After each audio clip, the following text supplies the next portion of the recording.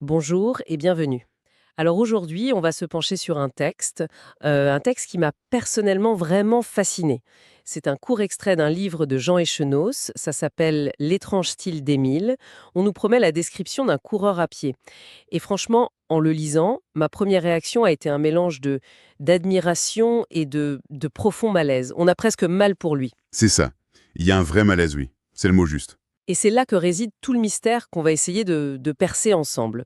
Le texte nous dépeint un homme qui semble souffrir le martyre, dont chaque mouvement défie les lois de la biomécanique et du bon sens, en fait. Et pourtant, Et pourtant, on devine qu'il est terriblement efficace. La question, c'est comment? Comment c'est possible? D'où vient cette performance qui semble naître du chaos? c'est toute la question, oui. Alors, décortiquons ça.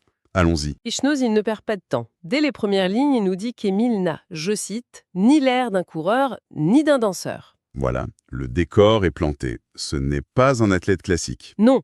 Et pour nous le prouver, il zoome directement sur son visage. Et là, la description elle est brutale. Crispé, tétanisé, grimaçant. C'est un vocabulaire de la torture presque, pas de l'effort. Exactement. On parle d'une souffrance affreuse, d'une langue tirée par intermittence. On est très loin de l'image de l'athlète en contrôle. Mais c'est un coup de génie de la part des Schnoz.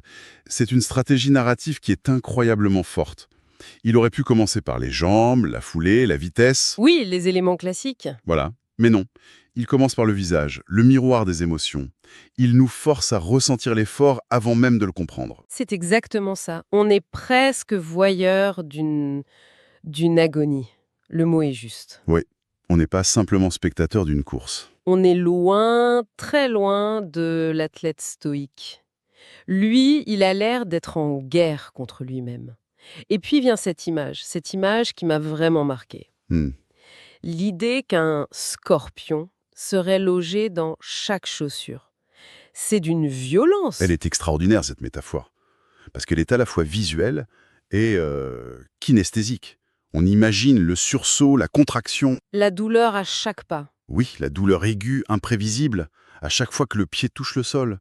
La course n'est plus une progression, c'est une fuite contre une douleur interne. Et ça soulève une question qui est fondamentale pour la suite. Oui. Est-ce qu'il court malgré cette douleur ou est-ce que cette douleur est le carburant de sa course?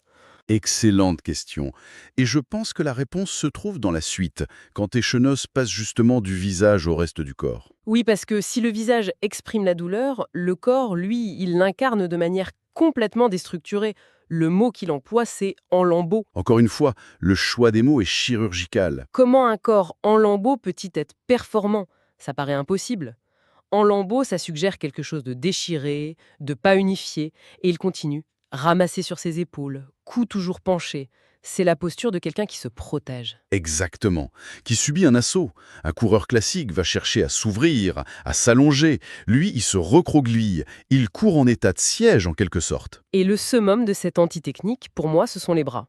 Le texte dit qu'il fait aussi n'importe quoi de ses bras Ah là oui. et que ça remue chaotiquement le torse. N'importe quel coach d'athlétisme s'arracherait les cheveux en voyant ça. Bien sûr.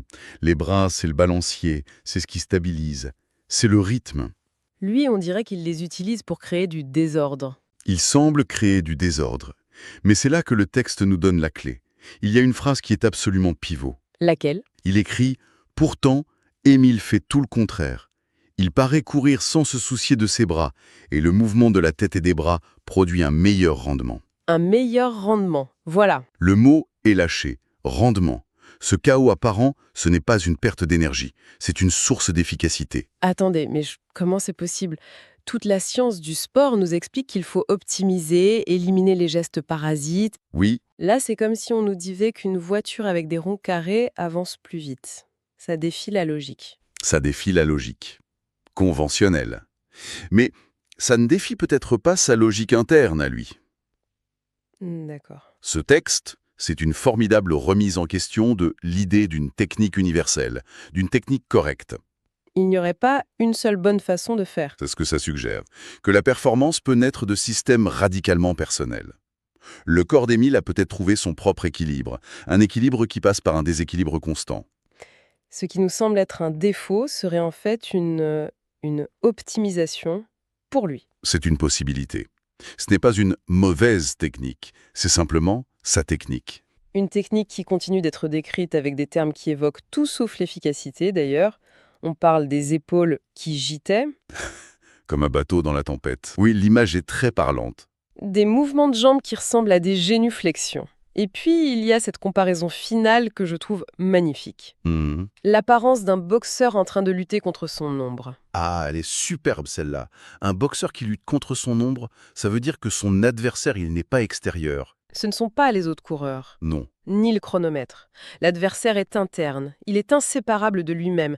C'est une lutte pour maîtriser une force intérieure, une force chaotique, douloureuse, mais qui est aussi sa puissance. L'ombre n'est pas un ennemi à vaincre, mais une énergie à canaliser. Voilà.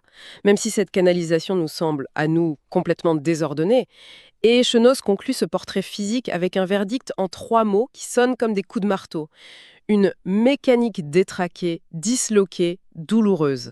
Le tableau est complet. Oui, on a ce chaos qui, paradoxalement, produit un meilleur rendement. Et c'est là que le regard des autres intervient. Le texte nous dit, bref, il ne fait rien comme les autres, qui pensent parfois qu'il fait n'importe quoi. Ce n'importe quoi, c'est presque du mépris, non? Mais oui, c'est le jugement de ceux qui regardent à travers le prisme de la norme. Pour un œil éduqué à la belle foulée, le style d'Émile, c'est une hérésie. C'est tout ce qu'il ne faut pas faire. Exactement. Donc, la conclusion logique de l'observateur, c'est « il fait n'importe quoi ». Mais le génie d'Echenoz, c'est de nous montrer que ce n'importe quoi, en fait, Ce n'est pas de l'aléatoire. pas du tout, c'est un système. Un système complexe, contre-intuitif, douloureux, mais c'est un système cohérent. Et performant. Ce n'importe quoi, c'est sa signature, ce n'est pas son erreur. C'est une sorte de génie corporel, une intelligence du mouvement qui est totalement personnelle. Absolument. On peut y voir une célébration de l'individualisme radical. Émile n'a pas cherché à imiter un modèle. Non, il a forgé sa propre solution. Probablement dans la douleur et l'effort, oui, il a trouvé sa propre réponse à la question « Comment faire avancer ce corps le plus vite possible ?» Et sa réponse, elle est unique. Et elle fonctionne. C'est une forme d'authenticité poussée à l'extrême.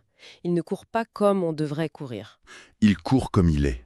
Et juste au moment où on pense avoir compris ça, où on se dit « Ok, c'est sa nature », Echenoz nous assène le coup de grâce, les 2 dernières phrases. À la chute. Elles agissent comme une révélation qui rebat toutes les cartes. Il écrit « Mais ce n'est pas tout de courir à sa manière, c'est aussi qu'il faut s'entraîner. Or, c'est ainsi qu'il s'entraîne également. Et » Et là, ça change tout. ça change absolument tout. Cette fin est d'une puissance redoutable. Elle balaye d'un coup l'hypothèse que son style pourrait être un défaut de fabrication, une tare qu'il subirait en compétition. Sous l'effet du stress, de la fatigue. Voilà, non. Ce n'est pas subi, c'est choisi. C'est une méthode, une discipline qu'il applique consciemment, jour après jour, à l'entraînement. Sa mécanique détraquée n'est pas un accident. C'est son projet. Donc son entraînement, il ne vise pas à corriger ses défauts pour rentrer dans le moule. Pas du tout, au contraire. Son entraînement vise à les renforcer, à les affûter, à rendre ce système encore plus efficace. Il ne lutte pas contre son style. Il le cultive. Il le cultive. Il ne cherche pas à se réparer. Il cherche à se perfectionner dans sa propre étrangeté. C'est la confirmation que cette singularité est la source même de sa force. Le scorpion, le corps en lambeaux, le boxeur, tout ça, ce n'est pas un handicap. C'est son outil. C'est l'outil qu'il a forgé pour gagner. C'est vertigineux. On est donc parti d'un portrait de la douleur pure, d'un chaos corporel, et on arrive à une véritable ode à l'individualisme, à la cohérence d'un système qui n'obéit qu'à ses propres règles. C'est la force de la grande littérature.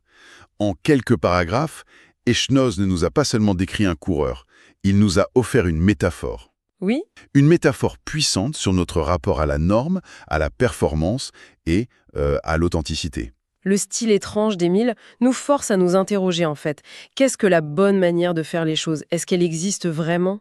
Ou est-ce que ce n'est une construction sociale, un consensus qui, par définition, exclut les génies singuliers comme Émile? Il nous rappelle que l'efficacité et même le succès peuvent emprunter des chemins qui semblent absurdes à ceux qui restent sur la route principale. Exactement. Et cela nous amène inévitablement à nous regarder nous-mêmes, au-delà du sport. On a tous dans nos métiers, dans nos passions, des particularités, des habitudes, des chemins de traverse qui ne correspondent pas au manuel. Et on passe beaucoup de temps à essayer de les corriger, de les lisser. Oui, pour ressembler au modèle attendu. Et la pensée finale que ce texte nous laisse est assez provocatrice. Oui. Ça amène à se demander, Dans nos propres activités, quelles sont les mécaniques détraquées qu'on utilise et qui, contre toute attente, nous font avancer, ces particularités qu'on essaye parfois de gommer? Voilà, cette manière de faire n'importe quoi aux yeux des autres ne serait-elle pas, en réalité, la source même de notre force? La signature de notre propre efficacité. La signature de notre propre et unique efficacité.